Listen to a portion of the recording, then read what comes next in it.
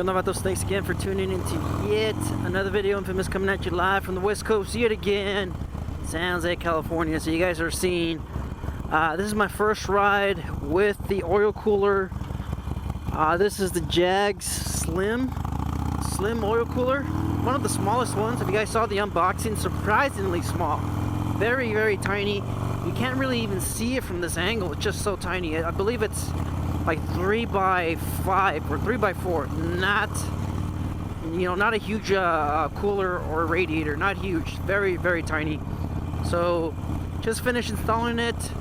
Had some issues with the mounting hardware, not the right size, but we'll see. We'll see if the cooling actually does the job for the size, of course. So I believe Jagg claims to have, I believe, a 10 to 15 degree difference between your typical riding temp. So the reason why I got it, all right, let's just talk about the reason why I decided to purchase the oil cooler. Now I ride year-round, of course, and you guys know the Sportster has a 5-gear transmission, so it doesn't have a 6th gear. I ride out of town sometimes, and summertime last year, of course, it was triple digits, hot. It was hot weather. I was riding down to Morgan Hill, and triple digits. I believe it was like 105 warm, hot. I'm used to the weather. I used to live in Stanislaus. I used to live in Modesto for about 5 years, 6 years. So I'm used to it. It wasn't that hot, in my opinion. But you guys know Evos run hot, and more so when you're, pushing it. So I believe I was doing like 96, 97, right below 100. And I started noticing my engine temp, which is what you see right here. That started to, kick up to 430 degrees. 430 at the, now that I've purchased a oil dipstick with the thermostat, now I know it wasn't anywhere near 440 degrees. So based off of my new dipstick, I was somewhere as a range in the 240.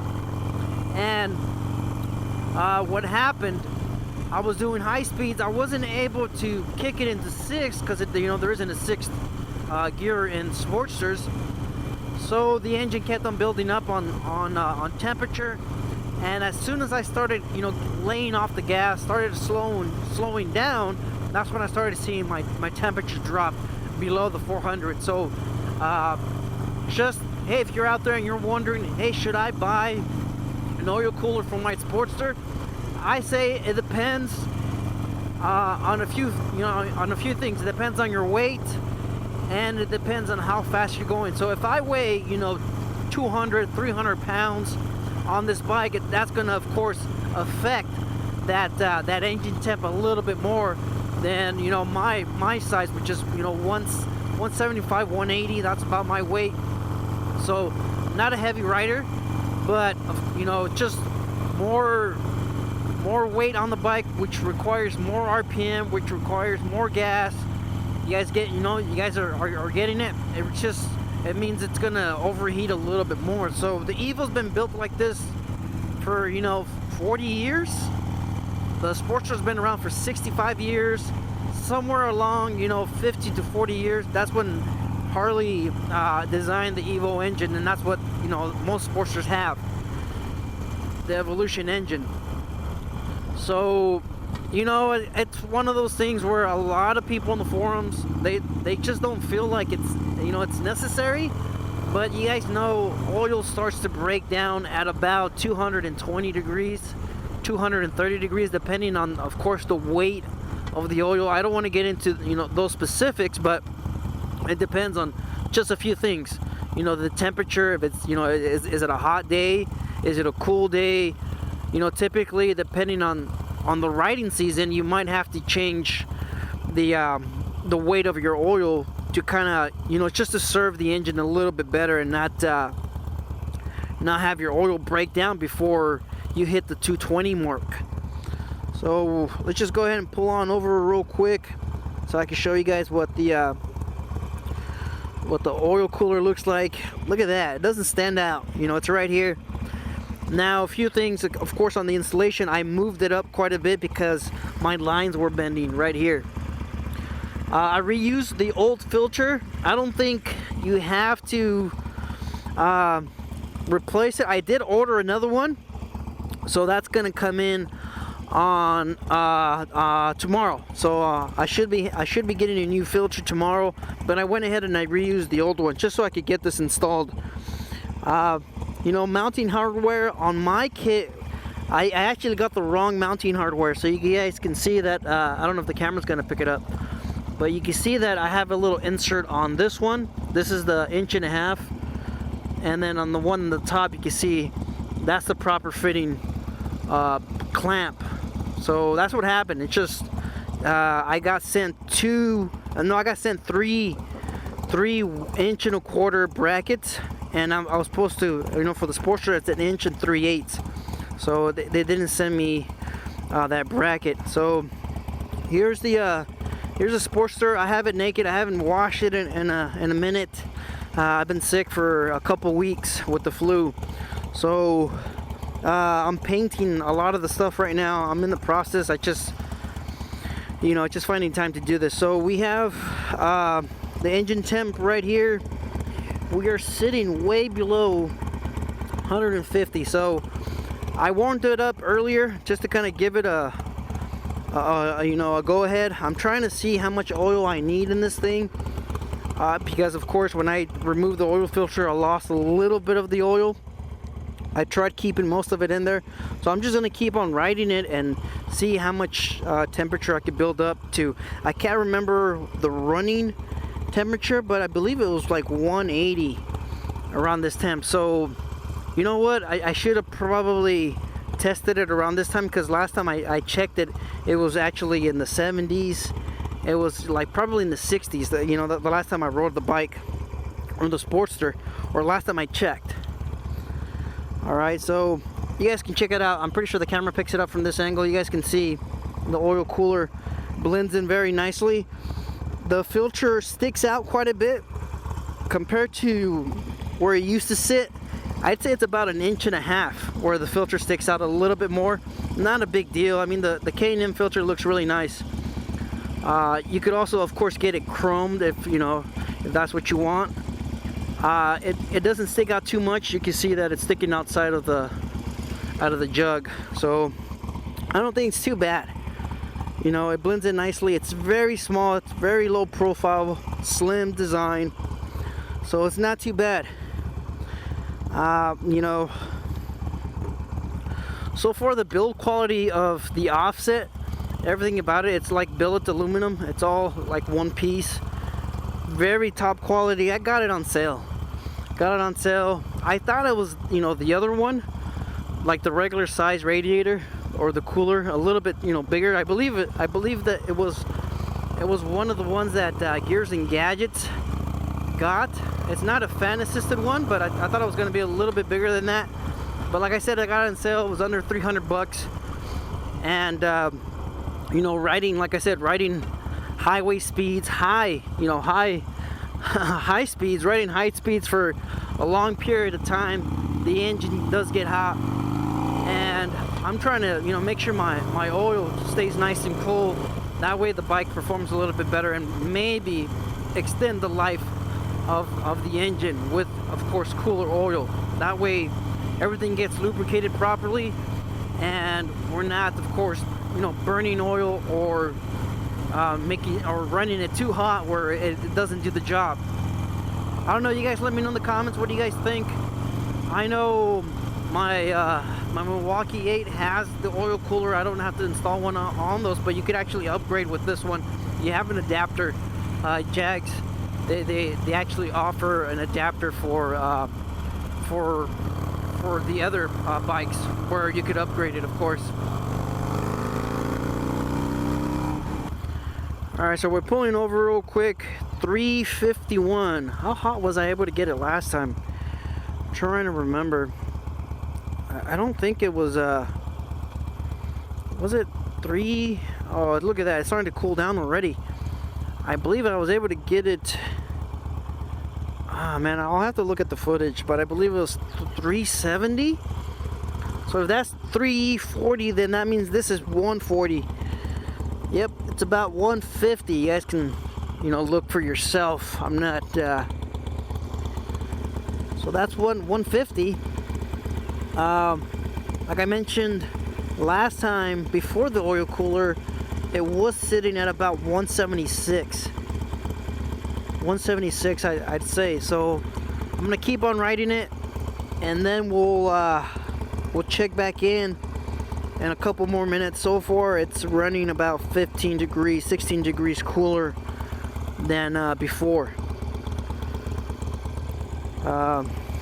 Yeah, we're gonna run it a little bit more and see what's going on. I haven't even checked the tire pressure on this bike. I haven't ridden it in a little bit.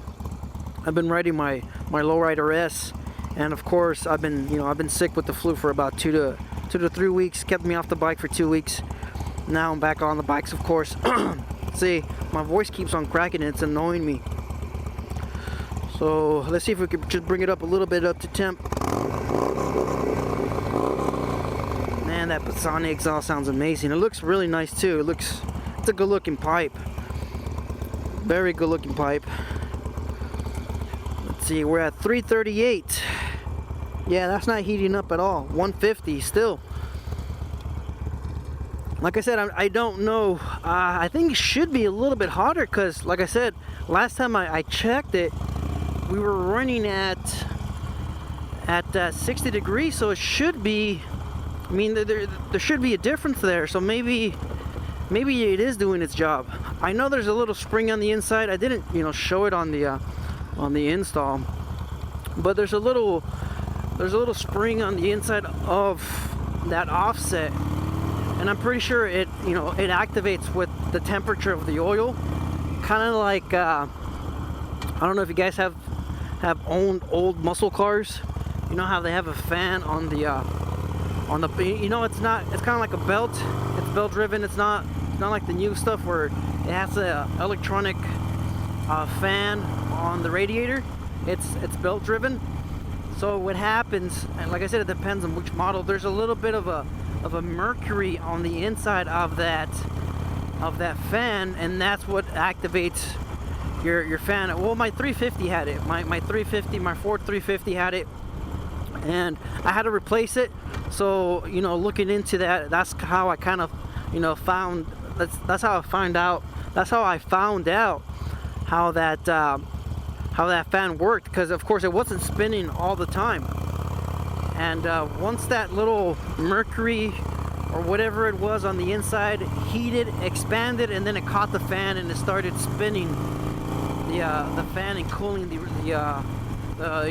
radiator and stuff like that. So just a little bit of the inside of how that thing works, because you would think, oh man, it's got a radiator fan, it's got to circulate all that oil, it's going to take time for it to kind of get up to temp. Nope. It actually works, really well when it comes to bringing the bike up to temp. It's still about the same. I usually wait about, once this thing hits 180, and I know I'm able to get on the bike and start riding. Alright, so let's go ahead and check in one more time. I've been riding it pretty hard, alright? Trying to, I'm just trying to see if I could get this thing to overheat. Man, it's a beautiful day out here. Look at this. Really, man, San Jose, California, it's just gorgeous out here. The West Coast, but man, the cost of living out here, everything, the policies, all of this BS that's going on, especially in San Francisco, it's just a bunch of baloney.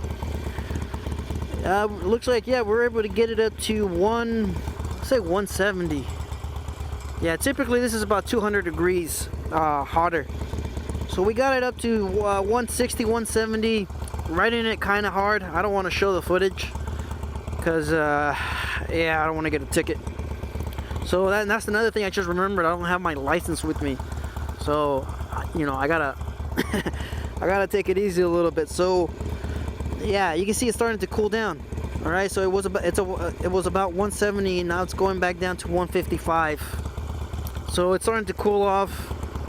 The bike, you know, it seems like it's running a little bit cooler. I'd say maybe about 10 degrees, about, give or take. I'll keep on, you know, riding the bike, and then I'll check back in for the SlimLine. Look, you can't even see it from this angle. You can barely see it from this angle too. Doesn't stand out too much. Looks really nice. So yeah, it's starting to cool down. Look at that. It's almost at one. It's going back down to 155. We're at 351, so that's probably 151, 152. See if we can get it to heat up a little bit. But man, the bike, the Sportster, this thing's handling like a champ. I'm a big fan of the Roadster. I'm a huge fan. You know, I like the shake. Look at the handlebars. You can just see how much this thing shakes. You know, I like the shake. I like the sound. I like the way this bike feels. And you guys can let me know if, you know, if you guys think the paint job's all right. So, hey, thanks for tuning in. You guys stay out there, stay safe. Don't believe everything you read. Life's a risk. Get out there and ride. Later.